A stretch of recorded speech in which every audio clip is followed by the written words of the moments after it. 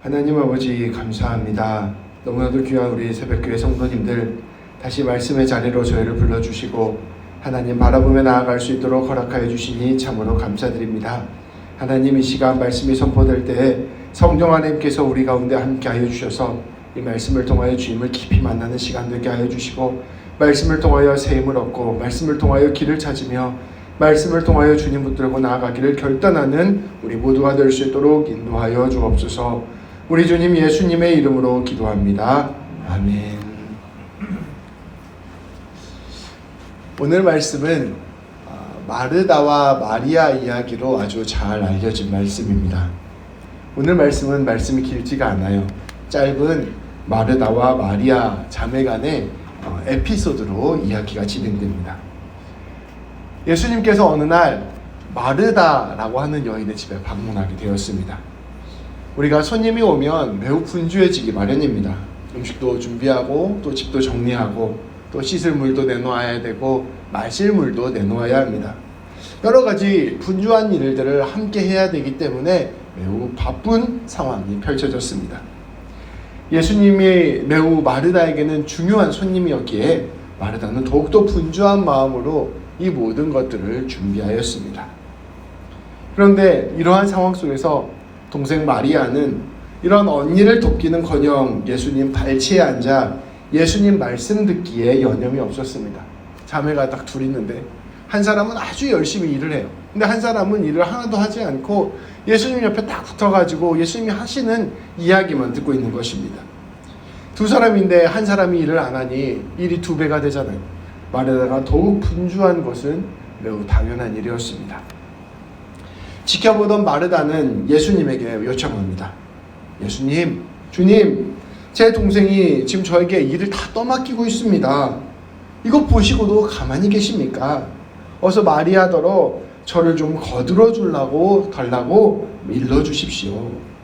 마리아한테 대놓고 너 왜 일 안 해? 이렇게 말하면 사실 예수님도 민망하고 마리아도 민망하잖아요. 그러니까 예수님한테 돌려가기를 한 거예요. 예수님한테 지금 마리아 좀 나 도와줘 일할 수 있도록 예수님께서 말씀 좀 해주세요.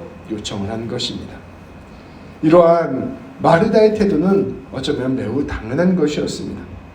두 사람이 일할 것을 한 사람이 일하면 훨씬 더 버겁고 분주한 것은 당연한 일이기 때문입니다. 함께 다 같이 준비하고 함께 앉아서 밥 먹고 함께 앉아서 예수님 얘기 들으면 될 일이었습니다. 이것은 사실은 마리아가 마르다를 배려해야만 하는 일이었습니다. 그런데도 이 마리아는 그렇게 하지 않고 예수님 이야기만 들은 것입니다. 심지어 우리 어떤 성도님들은 이런 말씀을 자기에게 적용해서 이렇게 이야기하기도 합니다.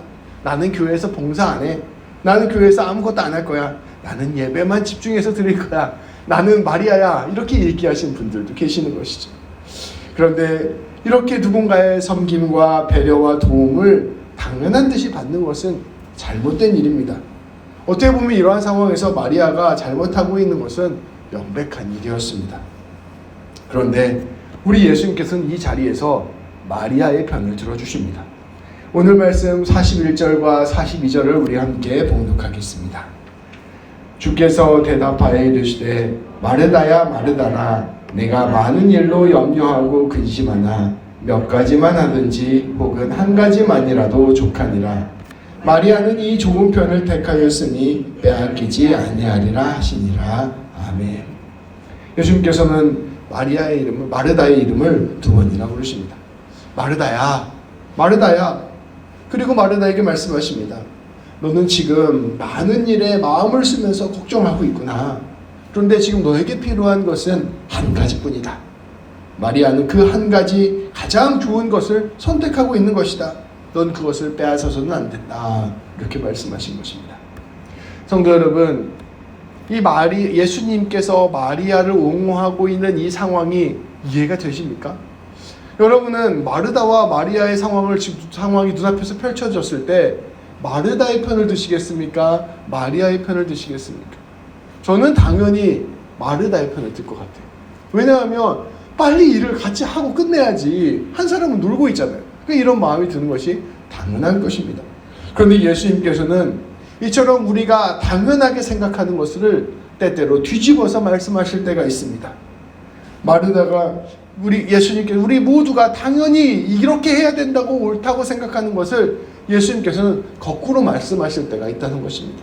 그렇게 말씀하실 때에는 사실은 그 안에 더 깊은 의미가 담겨져 있습니다.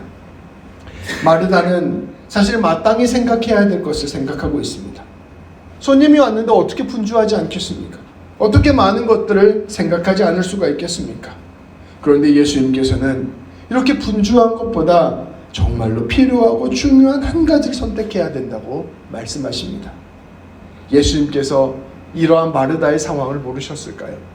예수님께서 이러한 마르다의 마음을 모르셨을까요? 예수님께서는 그것을 다 알고 계심에도 불구하고 무언가 중요한 것 한 가지를 가르쳐 주시기 위하여 지금 마르다에게 이렇게 말씀하고 계신 것입니다. 왜 예수님께서는 이러한 말씀을 하셨을까요? 아마도 이게 짧은 에피소드라서 예수님께서는 이후에 마르다에게 내가 왜 이렇게 말씀해 주셨는지를 자세히 설명해 주셨을 것입니다. 근데 예수님께서 오늘 말씀에는 설명해 주시지 않아요. 아주 간단하게 얘기하고 넘어가 버립니다. 그러니까 우리는 말씀을 되짚어서 헤아려 보아야 합니다. 예수님께서 왜 이렇게 말씀하셨을까?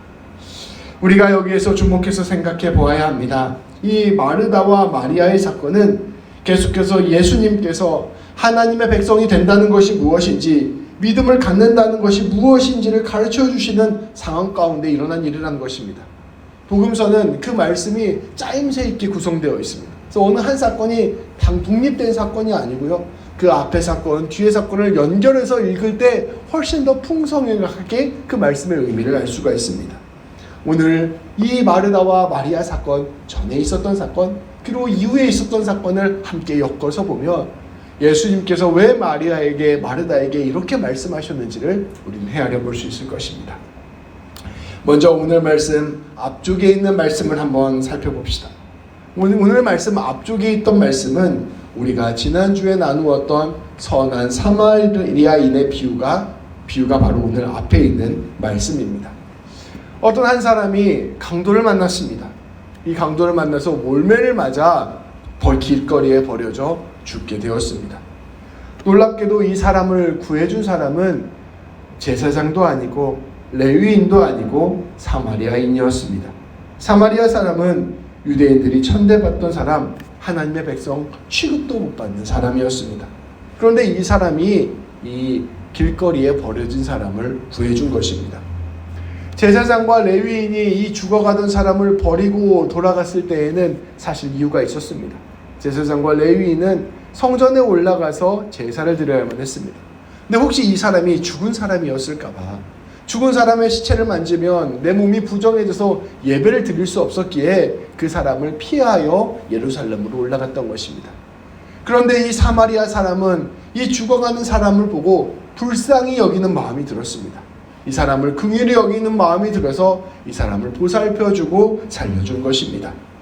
바로 기꺼이 이 사람에게 시간과 돈을 내어 돌봐준 것입니다. 바로 이 사마리아 사람이 하나님의 마음을 아는 사람이요, 하나님을 닮은 사람이었습니다. 하나님께서는 이처럼 우리를 불쌍히 여겨주셔서 우리를 위해 예수 그리스도를 보내주시고 십자가를 대신 지게 하심으로 우리를 구원하여 주셨습니다. 하나님께서는 지극한 사랑으로 불쌍히 여김으로 시체와 같았던 우리를 살려주신 것입니다. 바로 이러한 깊은 하나님의 사랑을 아는 사람이 바로 하나님의 뜻을 이루는 사람이 되고, 이 사랑을 아는 사람이 하나님의 백성이 된다는 것을 예수님께서는 이 오늘 말씀 이전 사건에서 가르쳐 주셨던 것입니다. 제사장과 레위인들은 열심히 예배를 드리는 사람들이었습니다. 열심히 하나님을 섬기는 사람들이었습니다. 그런데 이 사람은 하나님께서 우리를 긍휼히 여기시고 불쌍히 여겨주시고 사랑해 주신다는 그 사실을 알지 못했던 것입니다. 그러니 신앙생활은 열심히 하지만 정작 가장 중요한 하나님의 뜻을 이루지는 못하는 그러한 사람들이 된 것이죠. 맛을 잃어버린 소금과 같은 사람들이 되어버린 것입니다. 그 사람들의 이야기가 바로 오늘 앞선 말씀의 이야기입니다. 다음으로는 오늘 말씀 뒷부분에 나오는 예수님의 가르침을 잠시 살펴보겠습니다. 오늘 말씀 바로 이어서 예수님께서는 제자들의 요청에 따라 기도하는 법을 가르쳐 주셨습니다. 주기도문을 가르쳐 주시고 또 믿음에 따라 간절히 하나님께 간구하라는 기도를 가르쳐 주셨습니다. 그리고 마지막 말씀으로 이와 같은 말씀을 하셨습니다. 우리도 다음 주에 나눌 말씀인데요. 요한복음 11장 13절 말씀을 우리 함께 봉독하도록 하겠습니다. 너희가 악할지라도 좋은 것을 자식에게 줄 알거든 하물며 너희 하늘 아버지께서 구하는 자에게 성령을 주시지 않겠느냐 하시니라. 아멘. 예수님께서는 하나님을 신뢰하는 마음으로 간절히 구하고 찾고 두드리라 말씀하셨습니다. 그리고 그러한 사람들에게 하나님께서 성령님을 선물로 주실 것이라 말씀하여 주셨습니다. 기도란 하나님께서 성령님을 주시기를 간구하는 것, 그것이라는 사실을 우리에게 가르쳐 주셨습니다. 이렇게 오늘 말씀의 앞부분에 있는 선한 사마리아인의 비유, 또 오늘 말씀 뒷부분에 있어 간절히 구하라, 성령님을 구하라 라고 말씀하시는 이 두 구절을 합하여서 이해해보면 오늘 우리가 마르다 마리아에서 이야기하는 내용이 무엇인지를 헤아려 볼 수 있습니다. 예수님께서는 마르다와 마르다의 이야기를 통하여 무엇이 우리 신앙의 본질인가를 가르쳐주고 있는 것입니다. 오늘 말씀은 단지 마르다만을 위한 말씀이 아니었습니다. 당시에 신앙생활과 종교생활을 아주 열심히 하고 있지만 정작 하나님은 알지 못하는 유대인들을 향한 말씀이요, 또 우리가 예수님을 믿는다 하지만 열심히 신앙생활하지만 정말 중요한 것 한 가지를 놓치고 있는 그러한 잘못을 저지를 수 있는 우리들에게 하시는 예수님의 말씀이라는 것입니다. 형식적인 종교생활을 하느라 신앙의 본질이 무엇인지를 알지 못하는 성도들을 향하여 우리 예수님께서 말씀해 주시는 것입니다. 예수님께서는 정말 중요한 것, 정말 필요한 것을 붙들라 말씀하시는 것이죠. 말씀하고 계시는 것입니다. 그렇다면 정말 중요한 것, 정말 필요한 것은 무엇일까? 그것은 예수 그리스도를 통하여 우리에게 허락되어진 하나님의 놀라운 사랑과 은혜를 깨닫는 것, 예수 그리스도를 통하여 하나님의 사랑을 깊이 아는 것, 그것이 바로 우리에게 정말로 필요한 것이라는 것입니다. 앞서 뒷절 말씀에서 성령 충만을 구하라고 예수님께서 말씀하셨습니다. 성령님께서 하시는 일은 예수 그리스도의 십자가의 죽음이 나를 위한 죽음이라는 것을 깨닫게 하시는 일입니다. 성령님께서 하시는 일은 예수님의 그 놀라운 사랑과 은혜를 내 마음 가운데 새기는 일입니다. 그래서 성령 충만하게 되면 우리는 예수님의 놀라운 복음을 알게 되고, 성령 충만하게 되면 하나님의 지극한 사랑을 알게 됩니다. 그래서 성령 충만한 사람은 놀랍게도 주의 긍휼하심과 불쌍히 여기심과 사랑에 붙들려서 살아가게 되는 것입니다. 그렇게 사랑에 붙들려서 살아가게 되면 하나님이 나를 불쌍히 여기시고 나를 긍휼히 여기시고 나를 붙잡아 주시고 내가 하나님의 은혜 가운데 가득 붙들려 있는 삶이라는 것을 알게 되면 자연스럽게 사마리아인처럼 그 사랑에 반응하는 삶을 살게 됩니다. 하나님의 사랑을 아는 사람으로서 하나님의 사랑을 전하는 사람이 되는 것이죠. 결국 성령 충만함 안에서 예수 그리스도를 알게 되고 예수 그리스도를 아는 것을 통하여 하나님의 깊은 사랑을 알게 되는 것, 그것이 바로 신앙의 본질이요 핵심이라는 것을 우리 예수님께서 계속해서 말씀하고 계시는 것입니다. 근데 마르다와 마리아를 비교해보면 이 두 사람의 모습은 달랐습니다. 마르다는 신앙적으로 굉장히 분주해요. 열심히 섬김도 하고 예배도 드리고 열심히 주님을 위하여 내가 무엇을 하겠습니다 하지만 정작 중요한 것 한 가지를 놓치고 있었습니다. 그런데 마리아는 이 예수님을 통하여 하나님의 사랑을 깊이 경험하는 체험을 하고 있었던 것입니다. 예수님께서는 마리아와 마르다의 비유를 통하여 너희에게 무엇이 가장 중요한 줄 아느냐? 너희의 신앙생활의 핵심이 무엇인 줄 아느냐? 너희가 한 가지만을 꼭 붙잡아야 되는데 그것이 무엇인 줄 아느냐? 그것은 바로 너희가 성령 충만하여 하나님의 사랑을 깊이 아는 것이다 말씀하고 계시는 것입니다.